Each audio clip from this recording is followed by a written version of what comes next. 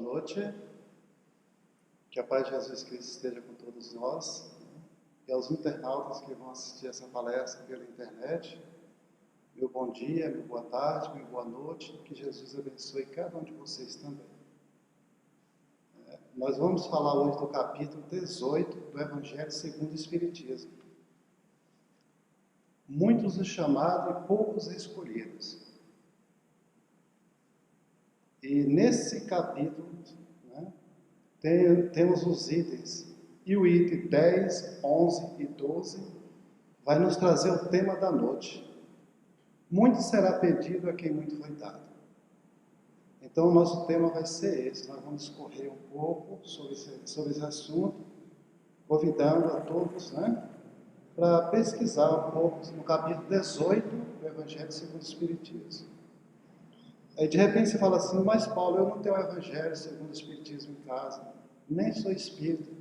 Então, você pode ver o Evangelho de Jesus Cristo, escrito por Lucas, capítulo 12, versículo 47 e 48. Tá bom?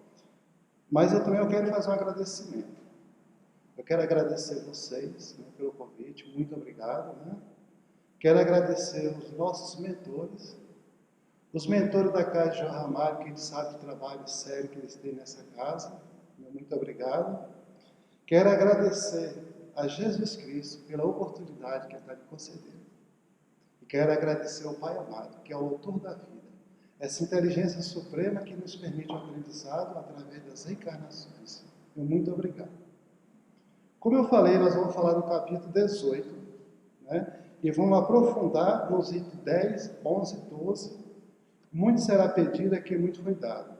Agora, falando do capítulo 18, muitos os chamados e poucos os escolhidos, fico pensando assim, será que nós já fomos chamados e nem percebemos? Será que nós, que somos espíritas, que já fomos chamados tantas vezes, e às vezes a gente sequer percebeu que foi chamado? Às vezes você que está assistindo a palestra, aí pelo YouTube, de repente você foi chamado também na sua igreja. Não importa se era a igreja católica, se era a igreja evangélica, não importa. Às vezes você foi chamado e a gente não se liga, às vezes, e passa despercebido. Eu acho que a gente tem que estar atento a esses detalhes para que a gente permita ser escolhido. Porque às vezes a gente faz um curso numa casa espírita, aprende tanto, e depois a gente é chamado, a gente não percebe esse chamado, a gente não permite que a gente trabalhe no projeto de Jesus Cristo. E às vezes acontece também nas igrejas. Às vezes você faz curso de teologia, curso e mais curso, e de repente você é chamado e você descuida e não se liga nesse chamado. Então é importante que a gente esteja atento para o chamado de Jesus Cristo. Agora, os itens 10, 11 e 12 do Evangelho segundo o Espiritismo, muito será pedido a quem muito foi dado. Vem cobrar da gente responsabilidade. Por quê? Porque se nós já temos conhecimento do Evangelho do Cristo, a gente já tem que ter essa consciência dessa responsabilidade do Evangelho do Cristo que nós temos.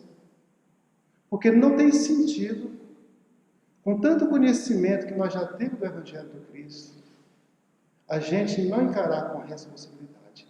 Então, quando diz, muito será pedido a quem muito foi dado, a gente tem que estar atento. Eu vou ficar atento, eu, Paulo, que vos falo. Eu vou ficar atento porque eu preciso estar atento, ter essa responsabilidade, porque agora eu conheço o Evangelho de Jesus Cristo. Embora eu vivencio muito pouco o Evangelho do Cristo, porque ainda sou pequeno. Mas, com certeza, a gente assumindo esse compromisso de ter essa responsabilidade com esse aprendizado, com esse contato, a gente vai crescendo, pensar que nós a gente vive em plenitude o Evangelho do Cristo. Se você é médium, tenha cuidado. Fique atento com essa responsabilidade, dessa mediunidade. Não importa se ela é mediunidade de comunicação, da fala, da vidência, mediunidade de cura, não importa. Se você tem, tenha consciência dessa necessidade de você nascer com essa baita mediunidade, porque ela tem algum significado, ela precisa ser desenvolvida, trabalhando num projeto do bem. Então, que a gente tenha esse entendimento. Hoje que eu compreendo o Evangelho do Cristo, que eu tenho essa responsabilidade de levar com seriedade. Às vezes eu fico pensando assim, né? A quem muito foi dado, muito será cobrado. Então Deus vai nos castigar? Claro que não, né, pessoal? Deus não castiga ninguém. Deus é justo. Deus é sabedoria. Mas o que vai nos cobrar é a nossa consciência, porque a minha consciência, em contato com o que eu já sei, com o que eu aprendi, eu começo a cobrar de mim mesmo. Não é Deus cobrando do Paulo. Eu tendo entendimento, poxa, tanto tempo que eu estudo o Evangelho do Cristo, quantas palestras, quantas missas, quantos cultos, quantas palestras Paulo já fez. Então Paulo tem que ter essa consciência que precisa o Paulo mudar. Não é que o Paulo tem que mudar, mas eu quero mudar. Eu já tenho consciência que é necessário mudar. Mudar para melhor. Mudar para melhor, para eu encontrar Jesus Cristo, para ter condições de assumir essa responsabilidade de servir no projeto do Cristo. Então fique tranquilo que Deus não castiga ninguém. Embora, quando a gente desencarnar, que nós vamos para uma morada compatível com a nossa necessidade, vibração e sintonia, porque semelhante se atrai, é natural, é justo. Com certeza, se a gente fingir que não sabia, eles vão falar, poxa, você falou tanto do Evangelho, como você não sabia, Paulo? Vai ser cobrado mesmo, né? Agora, não descarta a possibilidade que Deus não castiga ninguém. Né? Não castiga. Ao contrário, Deus tem as suas leis que regem o universo e a gente tem que trilhar nos caminhos das encarnações por essas leis e nos chegaremos a Deus como espírito puro. Olha que coisa boa.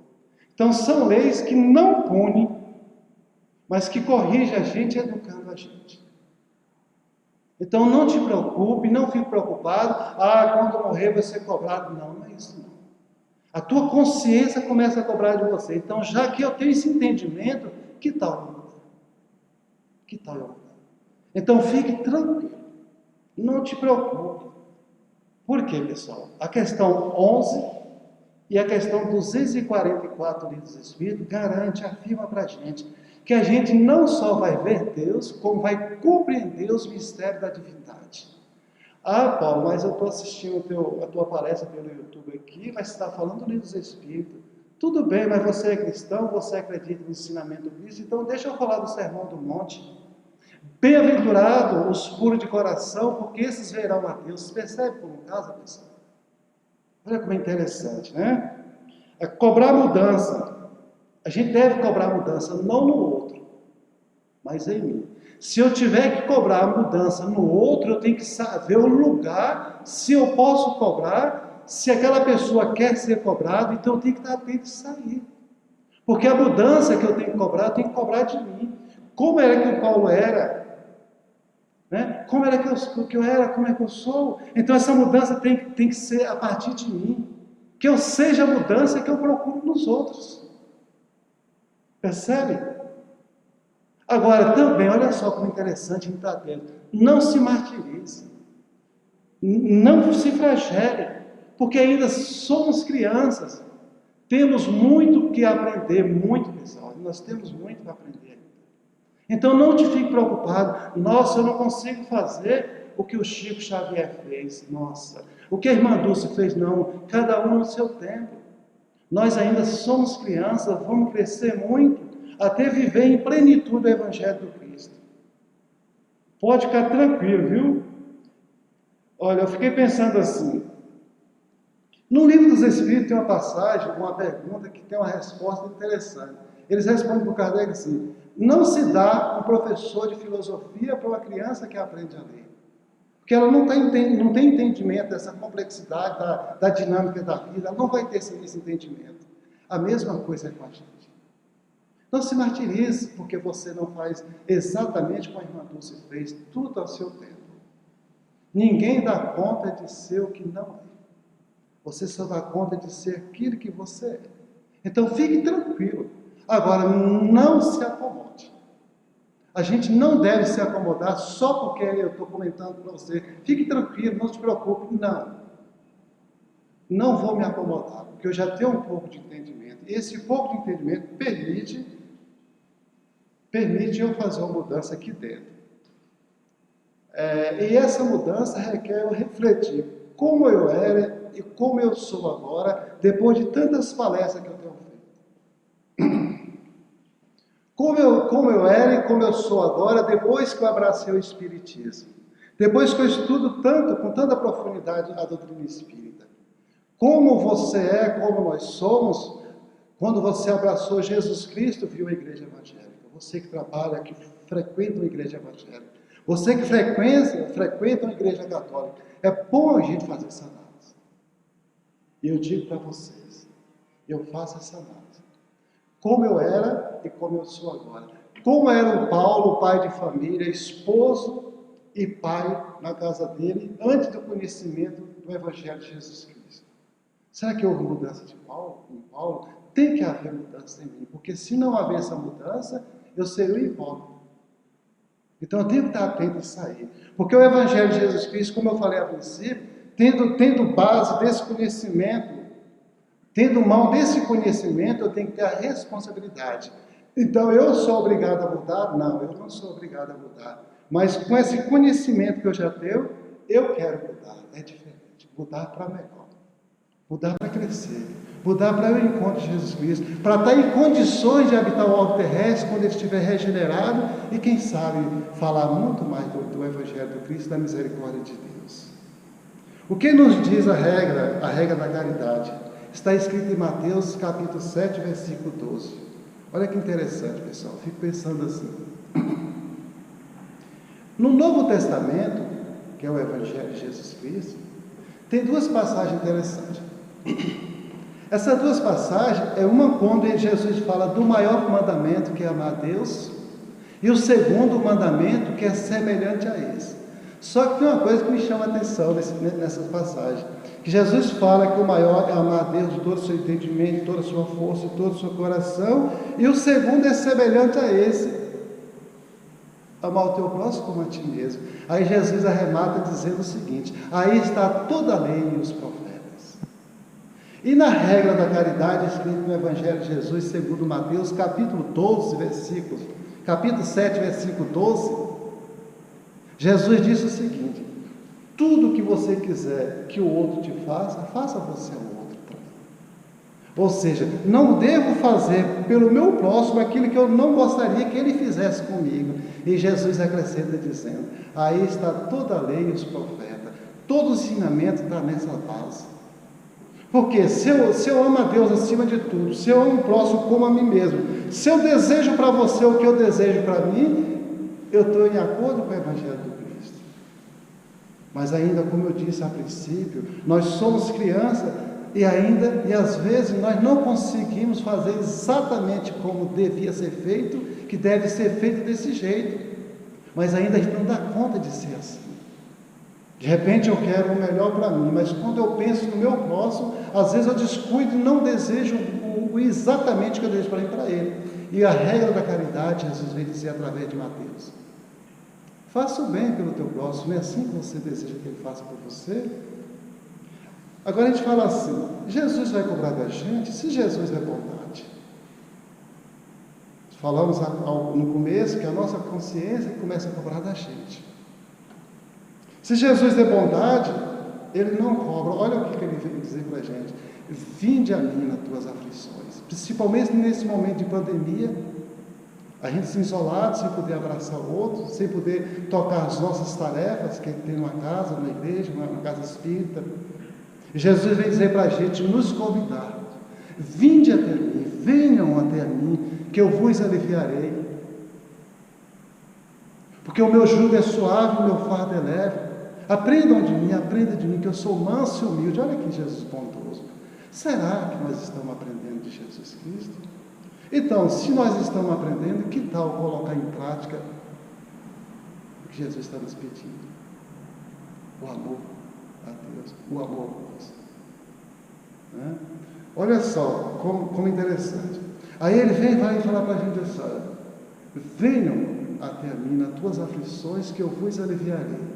Com o entendimento da doutrina espírita, a gente percebe que Jesus não resolve o nosso problema.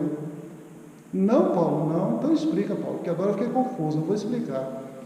Existem as leis cósmicas de Deus, as leis de progresso, e todos nós devemos passar por essas leis aprendendo, se reeducando, crescendo. E Jesus, sabendo que é assim que funciona, Ele não pode fazer aquilo que compete a gente fazer.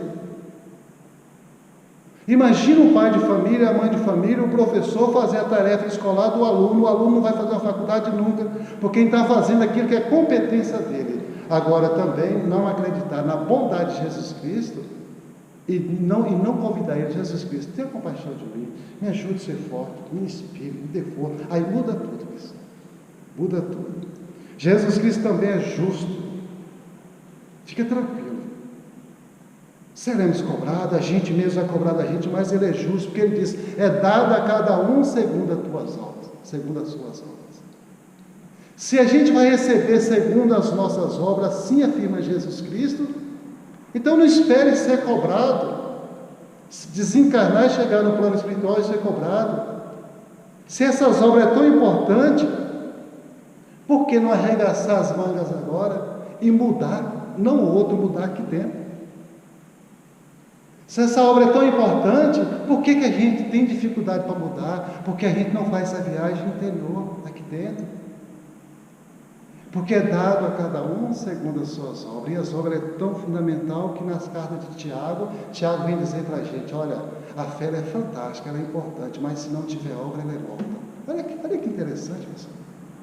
A fé é maravilhosa, a fé que nos impulsiona, mas se ela não tiver obra, ela em si ela é morta.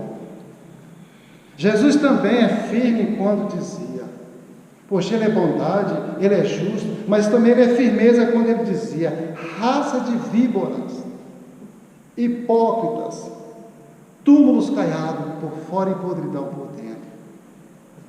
Com quem falava Jesus naquele dia? Provavelmente com os doutores da lei, que achavam que sabia tudo, e de fato sabia, tinha um conhecimento tremendo das Escrituras, da primeira revelação, que nós chamamos de Velho Testamento, que Kardec, com todo respeito e carinho, chamou de primeira revelação. E por que tratava desse jeito, com essa firmeza? Por causa da hipocrisia, da dureza do coração. Por isso, pessoal, é importante estar atento. A quem mais foi dado, mais será cobrado. Você pensa que eu não me preocupo com esses detalhes do tema da noite?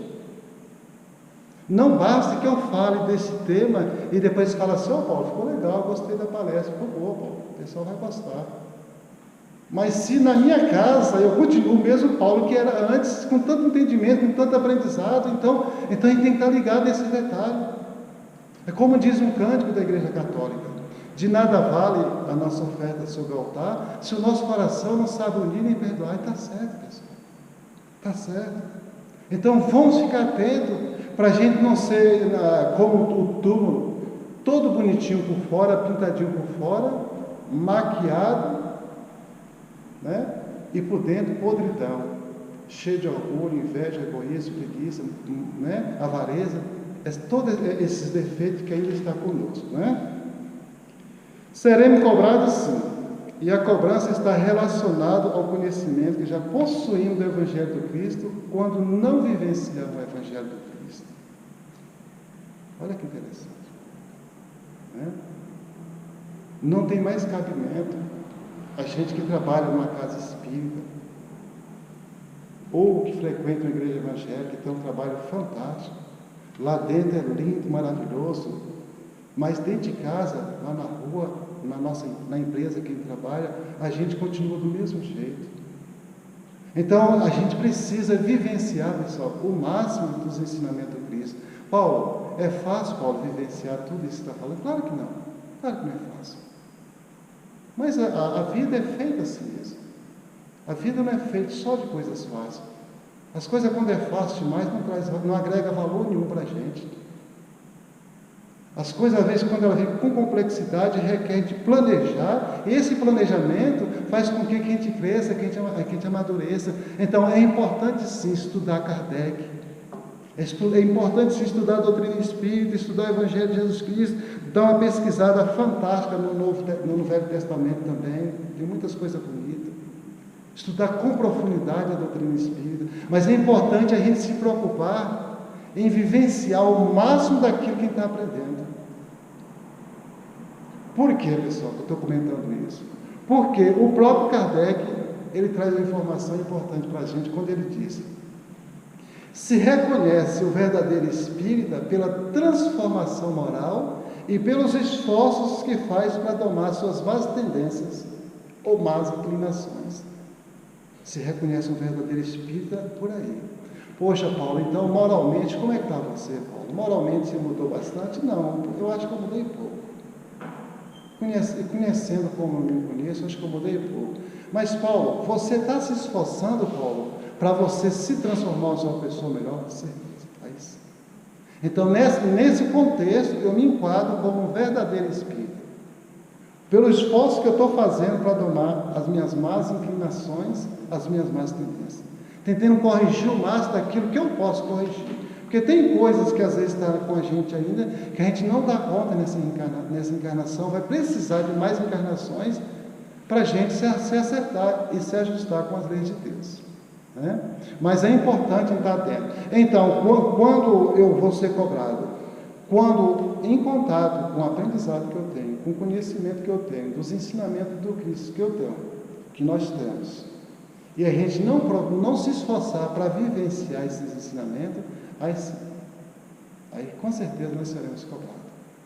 E a gente vai ficar deitado pensando assim: poxa, quem muito foi dado, muito será cobrado. Poxa, 5 anos de estudo na casa espírita, tantos anos de teologia na minha igreja, tantas informações, tanto conhecimento, tantas palestras que eu assisti, tantas palestras que eu já fiz. Poxa, está na hora de eu mudar. Então, em contato com essa consciência, eu vou procurar ao máximo vivenciar os ensinamentos do Cristo. Tá bom, pessoal? É preciso ficar atento a uma recomendação do apóstolo Paulo, que eu acho fantástica essa recomendação do apóstolo Paulo. Eu fico imaginando que quando o apóstolo Paulo falou dessa recomendação, pelo engajamento, pelo comprometimento que ele tinha com o Evangelho do Cristo, ele não precisava mais de passar por essa situação. Provavelmente ele não passava. Por quê? Porque pelo empenho que ele tinha do Evangelho do Cristo, foi um dos grandes evangelizadores do Cristo, deu a vida pelo Cristo. Ele diz o seguinte, na recomendação dele: o bem que eu quero fazer, não faço, mas o mal que eu não quero, eu faço. Nossa. Então, Paulo, o bem que ele queria fazer, ele não fazia, o mal que ele não queria, ele fazia. No estágio que ele estava, eu acredito que não. Eu acredito que o Paulo já não estava mais nesse estágio. Mas como ele como grande educador, homem sábio, ele disse para a gente assim: olha, fica atento. Porque o bem que você quer fazer, você não faz, você não dá conta, você não consegue fazer. Mas o mal que você não quer, você faz. Fica atento, porque no trânsito, quando alguém me fecha, eu não quero brigar e bater de frente com ele. Eu não quero esse mal. Mas se eu descuidar, eu faço. Porque o bem que eu quero ainda eu não consigo fazer em plenitude. Então, a possibilidade de eu fazer o mal. Então, ele vem dizer para a gente: o bem que eu quero fazer, esse eu não faço. Mas o mal que eu não quero, eu faço. Olha que interessante. Então, como a gente tem que estar esperto com essa recomendação? Na minha casa, na nossa casa. Como você é com a sua esposa? Como você é com o seu marido? Será que você fala num tom de voz que vai ofender, que vai baixar o nível vibracional do teu ambiente? Será que está acontecendo? Mas eu não queria falar daquele jeito, mas falou. Então, cuidado, olha o Paulo falando. Atenção, fique atento. Porque o bem que você queria fazer, você não diz para ele assim: deixa para lá, está tudo bem, vai passar, você estava nervoso. A gente não fala isso. Esse seria o certo. Eu te amo, fica tranquilo. Você é importante, nós te adoramos.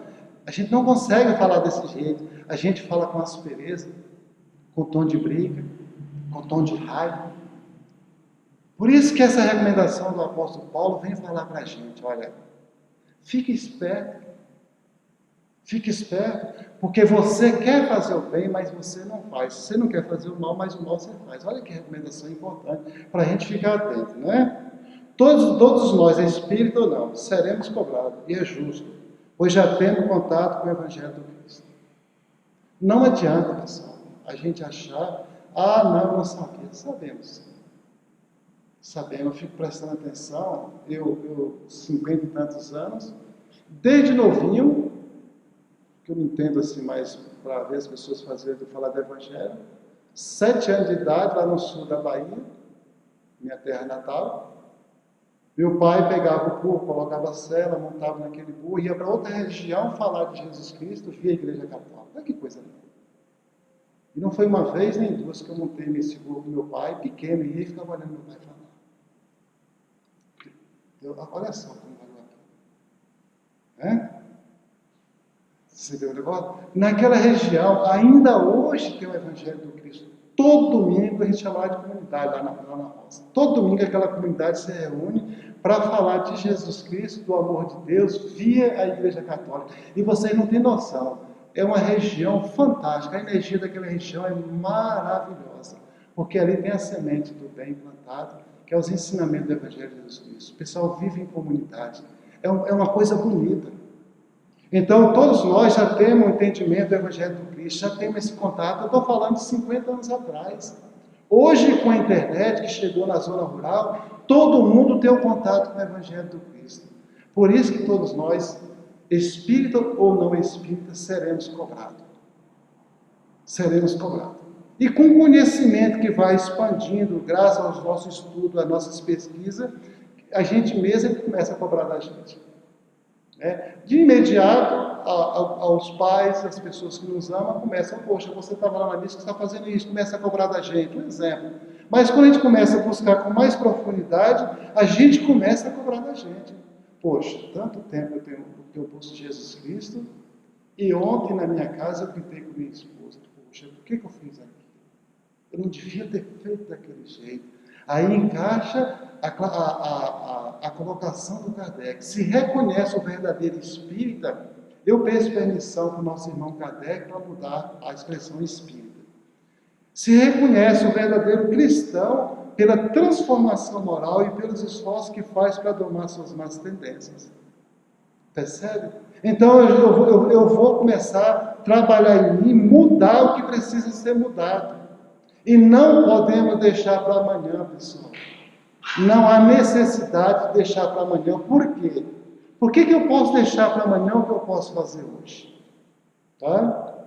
Devemos ficar atentos aos dois sentimentos que nos afastam do Cristo. Devemos ficar atentos. Por quê? No Evangelho, segundo o Espiritismo, o Emmanuel vem falar do egoísmo e do orgulho, não é isso?